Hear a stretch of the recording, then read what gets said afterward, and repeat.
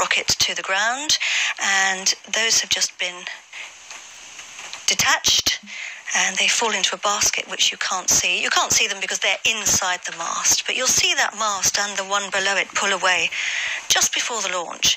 Also, a quick word about the launch sequence. We switched the engines on 16 minutes before liftoff, at 16 seconds rather. And the reason for that is we need to check that they are working well. So we throttle them up slowly. We increase the thrust slowly, and when they reach full thrust, the rocket lifts off. Nothing can hold it back, and those swing arms pivot away.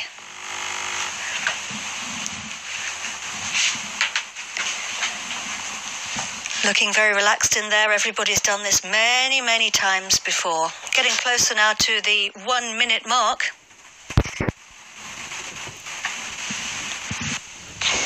À tous de DDO, attention pour moins 1 minute.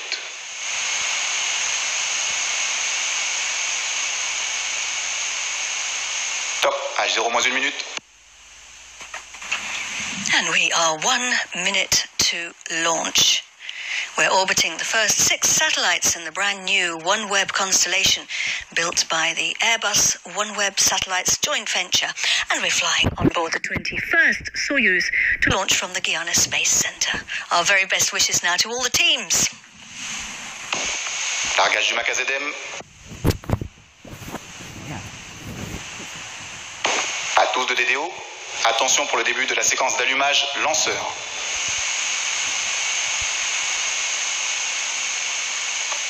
Top, H0 moins 20 secondes. Largage du MAVKM. Allumage triétage. À tous de DDO.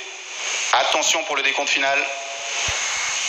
10, 9, 8, 7, 6, 5, 4, 3, 2, 1. Top. Et décollage VS21, OneWeb F6.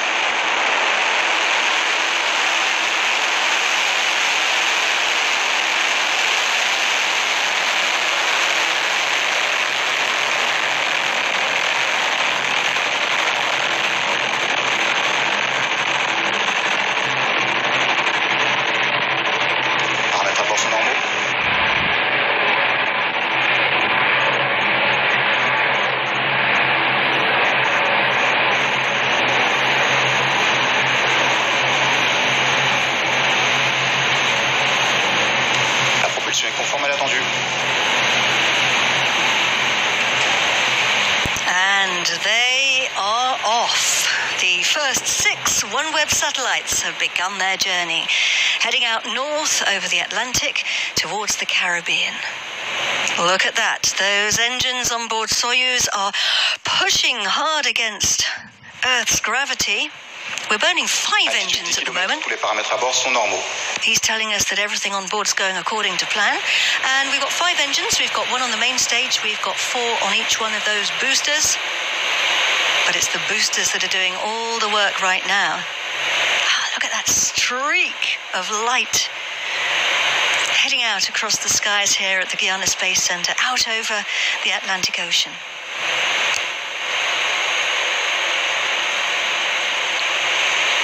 The boosters only burn for 2 minutes, but that's long enough for Soyuz to escape the pull of our planet.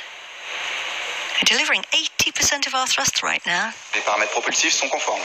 And if we're lucky, we might see them falling away. I think we're going to see them being jettisoned. Look out for 4 dots.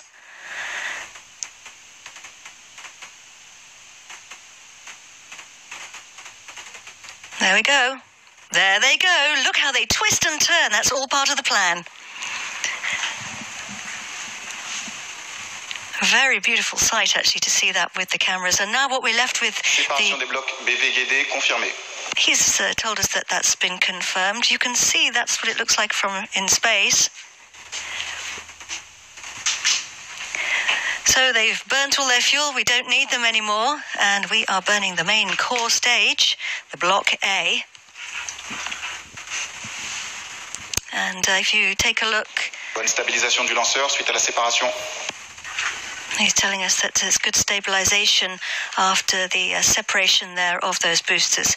And you take a look at the front of the launcher, that's actually called the fairing, as I mentioned earlier. And he's saying everything's going well. And the satellites are in there, and indeed that fairing has been protecting our satellites. It protects us from the rigors of the launch. A number of things it needs to protect us from, notably the acoustic vibrations at liftoff. It's very loud, I'm sure you can imagine. It's also protecting us from friction, because as we fly through the dense part of the atmosphere, that creates a lot of friction on the outside, and that creates heat, of course. As we get higher up, the air gets thinner, and we have less and less friction. And if you look at the bottom left-hand side of your screen, you can see we are 116 kilometers above Earth. So we've gone above what we call the Kármán line. That's the border with space. So effectively, we don't really need our fairing anymore, because we hardly have any friction, certainly not enough for it to be a problem, and so we can jettison it. This is the scheduled moment for jettisoning the fairing, and that's what it looks like from cameras on board a previous launcher. And he's confirmed that we have that separation. Now, if you have ever wondered how satellites work, or how they get the internet to you, and how we all get connected, then you're in luck, because a man who knows is David Nemeth from OneWeb, and David is with me now. David, thank you very much for joining us. Hi, Katie. I'm so happy to be here. David, you're the Director of Systems Modeling at OneWeb. In a nutshell, what does that mean? So my team is responsible for doing really detailed models of the satellites flying and connecting to ground stations and connecting the users, and really making sure that we've got the capacity that we want and that we know how to run the system properly. Very important work. And we're coming up now on the scheduled separation of the next stage. We use a hot stage technique on Soyuz, which means we switch on the engine of the third stage before we separate the second stage. And more cameras there on a previous launch showing us. Allumage bloc I, extinction bloc A et séparation. And we have the confirmation there from the range operations manager. So we are now burning the third stage, and that's what it looks like. David, you can see your satellites for the first time. Can you talk through for us what we're looking at? So what we're seeing here is the dispenser, which has 4 rings, which would, in this design, mount 32 satellites. We're launching 6 today, plus 6 mass frequency simulators. And the first 2 satellites you saw were at the top there. Those are going to be the first 2 to be ejected. The dispenser, the shape of the satellites are sort of a trapezoid, and they fit around. I'm just going to stop you for a second with trapezoid. Now, can we imagine a triangle and cut the top off? Very much like it. One way to think of it is like corn on the cob, and that's like the kernel.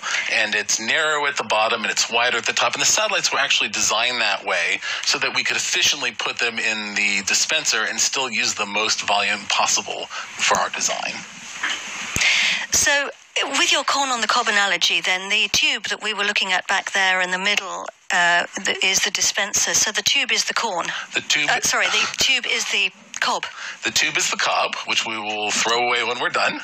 And the kernels are the satellites, which are we launching off now into space, and which will start providing service for us. Fonctionnement nominal du bloc I. Our team's looking very relaxed in there. The OneWeb teams were looking inside here, the Mission Control Center inside the fishbowl, given that it's got glass all the way around it. Just a reminder that we have the information on the screen there. Now, this is a replay we're going to look at. It happened, we lifted off, 7 minutes ago from the pad, David. I sent David outside to watch it from the terraces, because you can't come here and not watch it with your own eyes. What was it like, David? So I saw the satellite sitting on the ground earlier, and just now as I was outside, there was a fair bit of cloud cover, but we got a good view of it coming up initially and seeing the very, very bright flames coming out of the back. And it's an emotional experience. I mean, the experience is one of something we've been anticipating for a long time, and it's really exciting. But to see it going up is it's like a relief. We've arrived at a point. I know we have a lot to go, but but it's a really happy to see it sent off on its way. And you saw the launcher with the satellites inside. As you said, you saw that on the pad earlier today. That must have been quite emotional as well. That was extraordinary. When they take you on the bus to see the satellite, you don't see it until the very end. You sort of come around the back, and then you see the open... to see the launcher, you mean? The launcher, right. You come around the back, and the doors are open on the surrounding building, and there it is in all its glory. And it was just remarkable to think that all this building and all this huge launcher was all for these satellites getting up to where we need them to go. And of course, with our cameras, we got a very good shot as well of the boosters separating, which I doubt you will have seen with the naked eye. David, we're flying north. Can you just give us a bit of an idea of our flight path today? Sure. So this satellite's going into a polar orbit, which means that it's going to be flying over the poles. It's going to start off coming up from French Guiana, which is on the equator, up past the east coast of Canada over the North Pole. And then it's going to come down the other side past China, Southeast Asia, through Australia, swing over the South Pole, and then come up again a little bit west of here, because the Earth will have turned a little bit while the satellite has gone around.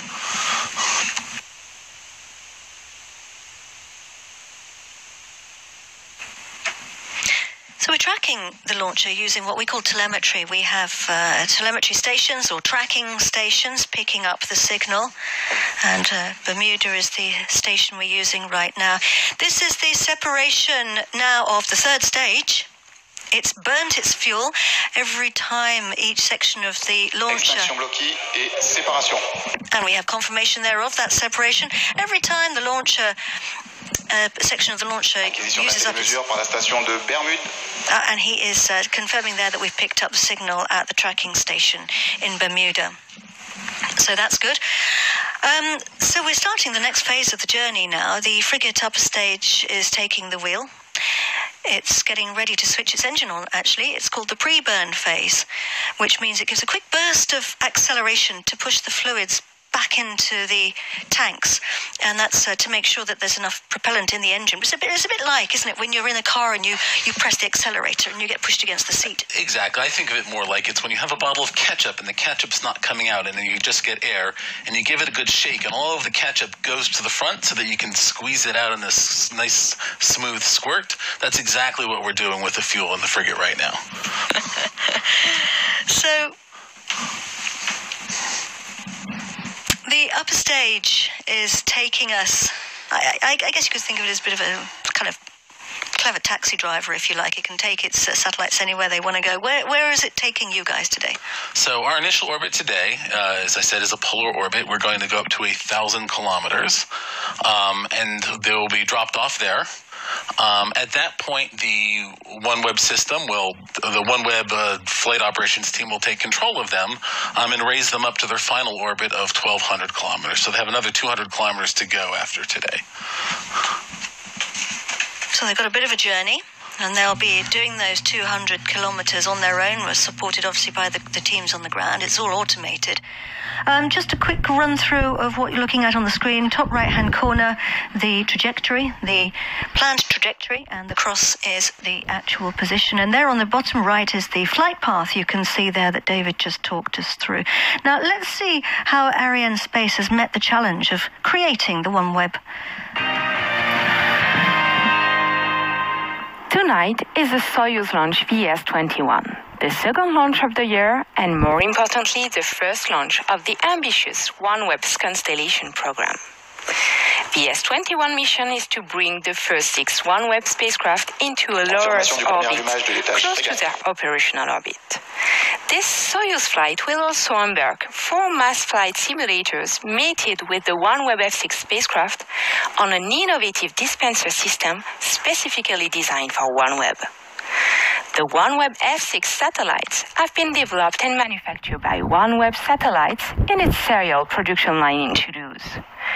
This first launch is an important milestone for the initial deployment of the OneWeb constellation that will be ensured with 20 other Soyuz launches performed from 3 different launch pads: Kourou in French Guiana, Baikonur in Kazakhstan, and Vostochny in Russia. For Arianespace, the journey began in June 2015 when OneWeb trusted on us to think out of the box for meeting the huge challenge to put in orbit over 600 satellites, with 21 launches of up to 32 spacecraft and to be performed in less than 2 years. I would like to thank all the teams involved in this program, in particular OneWeb and OneWeb Satellites project teams, and also RUAG Space team. Constructive and pragmatic approaches with the same common goal have been always preferred for the benefits of this ambitious program. We have performed a really great job since 2015, which will continue throughout the deployment launches phase. So lots of people involved in this project, David. Yes, absolutely. And I think now would be a good time to mention that the satellites and the rockets are all what we're looking at today, and that's great stuff. But it wouldn't work without communication systems, and a lot of design work and a lot of really innovative thinking went in by our key technology partners, Qualcomm and Hughes Network Systems, to build a system that could actually transfer data over these satellites. A number of people we're looking at here in the audience, Sir Richard Branson, and all watching intently. And so the speed and altitude, we are now traveling at 194 kilometers.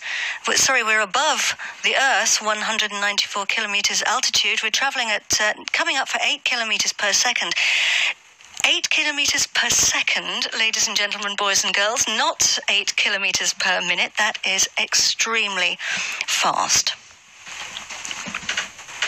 Now, this coming up to the scheduled moment here, frigate shutting down its engine. This is the scheduled frigate cutoff. We get our confirmations a little bit later because the information needs to go via Moscow. So sometimes it takes a little bit longer, which is perfectly normal. It's all planned that way. Once frigate switches its engine off, we enter what we call the ballistic phase. And ballistic is probably a word I'm guessing that you've heard quite a lot over the years. I believe, correct me if I'm wrong, that it means traveling without propulsion. So we are traveling high enough and fast enough to be able to switch the engine off and cruise without it. Various reasons. Station de Bermude, 7 minutes, intervisible. And to save on propellant and optimize the conditions. Paramètres propulsifs sont conformes. He says all the propulsion parameters are going well. OneWeb's doing a lot of work, important work, changing lives. Half the world is unconnected. The tendency is to think, wow, the unconnected must be really missing out. But the connected are missing out just as much. What types of culture, traditions, knowledge, and talent is the rest of the world missing out on? OneWeb's mission is to connect all the unconnected schools in the world, and there are many. The reason why we are here in Caracola is because it is so remote and so difficult to get to. Satellite internet is essential if we're going to be connected.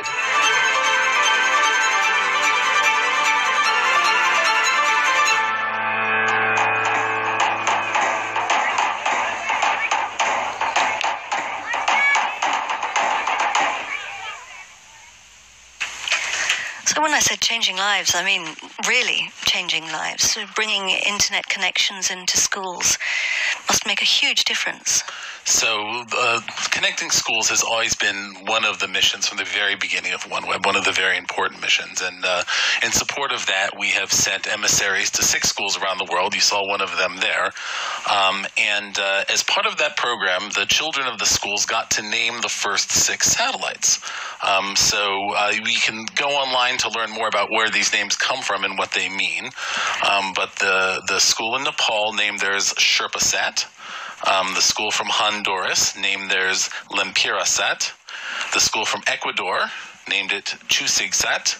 The school from Rwanda named it Ikirikesosat. The Kyrgyzstan school named it ChinggisSat, and the Alaska school named it NanookSat.